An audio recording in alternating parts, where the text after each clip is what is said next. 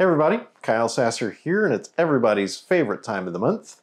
That's right, real estate market statistics time. These market statistics are for Pinellas County for April 2024. Now, if you would like your own copy of this report, there will be a link in the description down below so you can follow along. And on that report, you might notice that even though I'm calling these the April stats, the month on the report is March. Why is that? Well, March is the most recent month that we have complete statistics. I don't typically like to do daily or week-to-week statistics because there can be things like storms or holidays or just some other odds and ends that just really affects the week-to-week. Most recently, we had a Easter holiday. So I usually tend to compare month to month because that gives enough time for everything to kind of get smoothed out a little bit. The other piece we're comparing here is we're not comparing month to month. So we're not comparing March 2024 to February 2024 necessarily. What we usually want to look at is March 2024 compared to March 2023. And the reason why we compare year to year versus month to month is because during the typical calendar year, there's a natural ebb and flow to real estate. Wintertime, there's typically a little bit less activity than there is in late spring and summertime. So we look at month to month because otherwise, it would look like it has big jumps when really that's just what always happens. Now, I have been paying more attention to the month to month stuff just because the market's been a little wacky the last couple years. So I will touch on that a little bit in our report. But by and large, whenever we're looking at real estate trends, we want to compare March 2023 to March 2024, because the honest truth is real estate trends are definitely more of a long-term thing.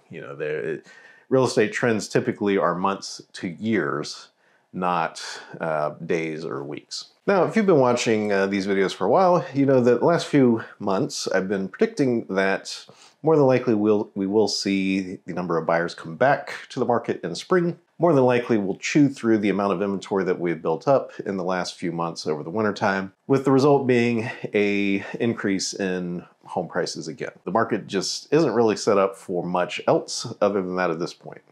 It's primarily a supply problem with where demand is at currently. Basically, the number of home buyers has been pretty close to the number of homes that are being put up for sale.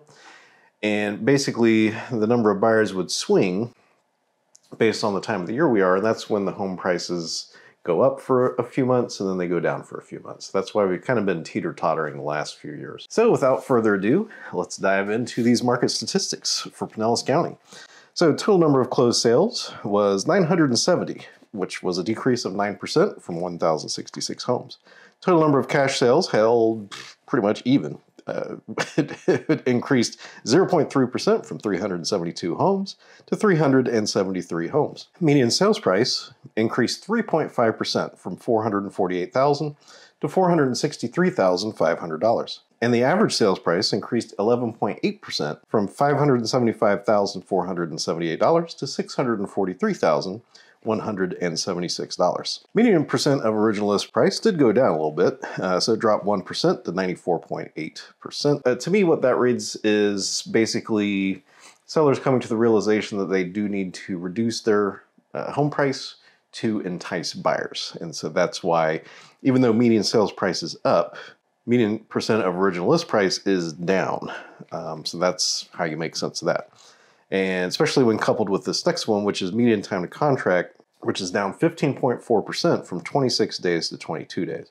So whenever you have a shortening median time to contract, that usually means that median home prices are increasing. If median time to contract had ticked up to, let's say, 45 or 60 days, then we would expect median home prices to stall or decrease. Total number of new listings is up 20.7%, which sounds pretty crazy, and I mean, it's definitely significant. Personally, I believe anything over like 3 or 4%, whenever you're down, numbers this low, like a 3 or 4% difference does have a major shift. But it went from 1,074 to 1,296 new homes. Total active inventory, though, is significantly up, 72.1% from 1,371 homes to 2,000 2,359. Month supply, which I don't usually touch on, but in this case, it's up 87.4% to 2.9 months. And short sales and foreclosures are both still relatively low. There's a total of 6 foreclosures and 2 short sales. Now, so the obvious question is, how can we have 2,359 homes for sale, only sell 970 of them, and median home prices still be going up? That seems counterintuitive.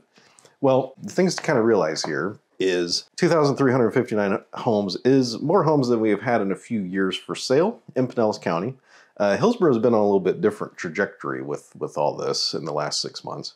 But Pinellas has definitely been building inventory, so there's actually more homes for sale now. The tricky part is where they're at in the market. So whenever you have like a conglomeration statistics like this that's looking at the entire county at every price point, you lose a little bit of that fine detail.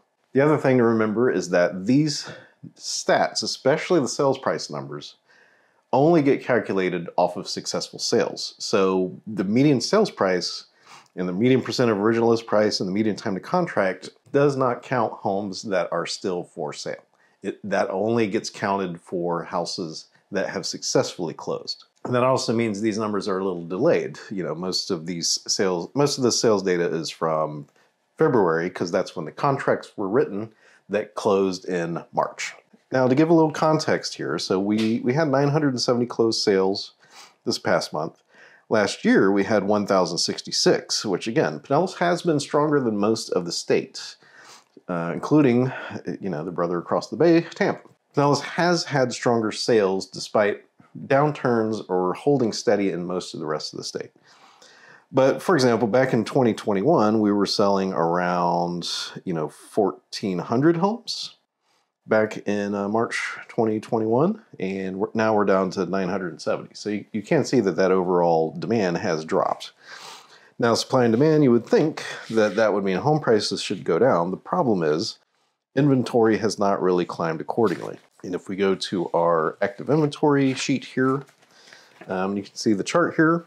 Again, if you want to follow along with this report, links down below. So we had 2,359 homes for sale in March 2024. In 2023, there was 1,371. In 2022, there was about 700 homes for sale. And that was basically peak craziness. There was times where I was submitting offers against 30 to 50 other offers. And still winning, I might add there. And it wasn't necessarily just the most money. There's things you can do to to win in multiple offer situations without giving away the bank. March 2021, we were just under 1,000. But then if we go back to March 2020, which was before COVID really kind of kicked off there, we had over 2,000 homes. So we've basically recovered back to March 2020 numbers, which is good. There's a lot more homes to choose from now than there has been in a considerable point of time. Now, when we break things down by price point, things become a little bit more interesting. So basically, total number of closed sales by sales price. So basically, under 200,000. So 150 to 200,000, there was a total of 16 homes sold in the entire county. That is not very many. 200 to 250,000, there was a total of 35, which is a decrease of 12.5%. 250 to 300,000 was down 15.2% to 67. 300 to 400,000 was down 22.1% to 225, and then at 400 to 600,000 dropped 8.5% to 322. So you can see that overall there are fewer homes that's selling at a variety of price points. So demand is relatively down across the board. But the really interesting piece here is where the inventory is coming from. So inventory by current list price. So most of the inventory is between 400 and 600,000. Like that's where most of the changes happen. So 400 to 600 has increased 110%. So it has more than doubled since last year. Total of 722 homes. 600 to a million went up 86.9%, total of 557. And a million or more is up 62.3%, total of 654. And that also jives with the number of new listings. Most new listings are above this 400 mark. And I can tell you anecdotally, so far as like buyers that I've been talking to and that have been reaching out to me and wanting to get started in the home process, it kind of had two different segments. So definitely a lot of first-time home buyers out there right now that are just tired of paying rent and they're looking to take advantage of first-time buyer programs. and to purchase that first home so they don't have to pay rent anymore. But the other major segment, seemingly, is in the 1 million or more, which is up 29.7% more sales made in the million or more mark than last year. So those are the market statistics. Now, if you remember back to your math classes, you might remember average and median. So average, obviously, is when you take, let's say, 5 houses, you add up what those sold for, divided by 5, that gives you the average sales price. Median sales price is a little bit different. Median is the point at which there's an equal number of homes for sale at a higher price point and a lower price point. So a little bit different than average, but typically I prefer median home price because it tends to smooth out if there was a significant number of very expensive homes or very inexpensive homes that sold in a given month. And that becomes something that you have to keep in mind when the number of total sales has decreased, which is something that we have seen in the last couple years here. So whenever you have a fewer number of homes sold, then obviously any small change has a larger percentage impact on that sales price. So when we're looking at the Tampa Bay area here, I kind of just want to get at the crux of the matter here. There's nothing in these statistics for either side of the bay that points to decreasing home prices. Although I will put a little bit of an asterisk on that. So the previous months, I had been saying that I fully expected buyer demand to keep pace with number of new listings. They are still balanced enough that I don't think that there's a shift in the market. But again, this is something I'm going to be keeping an eye on for the next month or two, because that's really going to tail the tail. The monkey wrench in the works here is what's happened in Pinellas County, which is we've seen a surge in inventory. So like Hillsborough County, it seems very clear. It's been holding relatively steady for months now. Inventory has been building, but number of sales and median home prices still held. Pinellas County, though, that shift in total active inventory is significant enough that it's something that I want to keep an eye on, and I definitely want to put an asterisk on that. Now, the thing is, Saint Petersburg is one of the more in-demand areas in Florida. So, it's up there with, Miami, Orlando. Honestly, and historically, Saint Petersburg and Pinellas County, the homes over there sell for higher price points than homes across the bay in Hillsborough County. It's just a more in-demand area because of proximity to the beaches. So it always moves a little differently than the rest of the state. So I'm definitely not saying I called it at this point. There's not anything in these stats that immediately tells me that the trend is reversing at all. Pinellas County, that is something that I'll be monitoring for the next few months. The truth is in Pinellas County, it's an outstanding time to purchase a home. If all the buyers that we've been helping the last couple months, we've been able to get them outstanding homes across a variety of price points. And also, just the negotiation is a little more natural versus, how it used to be, where the seller would basically just be like, this is my price, and that's it. So if you've been thinking about buying a home, it is an outstanding time to purchase. On the flip side, if you've been thinking about selling a home, the truth is we are getting into peak market season here. Prices are going to steadily climb. Buyers are going to come in the market. Basically, spring is the time to start preparations to put the home up for sale. So if you've been thinking about selling the home, now is the time to kind of start that process, because it usually takes a month or two to get the house ready, and then it takes another month or two to get the house sold for an exceptional price. Now, the root cause of all of this, again, is the simple supply and demand.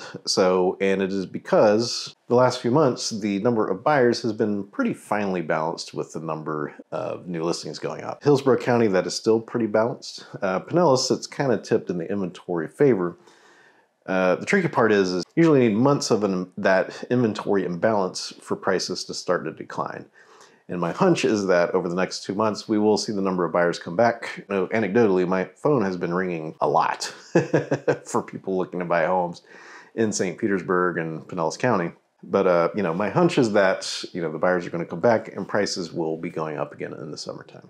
So thank you so much for tuning in for my real estate market analysis and statistics here. My name is Kyle Sasser. I would love to help you find your own great place in the Tampa Bay area. If you'd like to reach out to me, you can reach me at 727-300-2600. 2111, or there is a link in the description down below where you can book a chat at the time that works best for you. I try to make it as easy as possible for you. Again, I do one of these every month, so be sure to subscribe or leave me an email and I'll make sure to add you to that list. If you have any questions, feel free to leave them in the comments down below. Once again, thank you so much for tuning in, and I'll talk to you soon.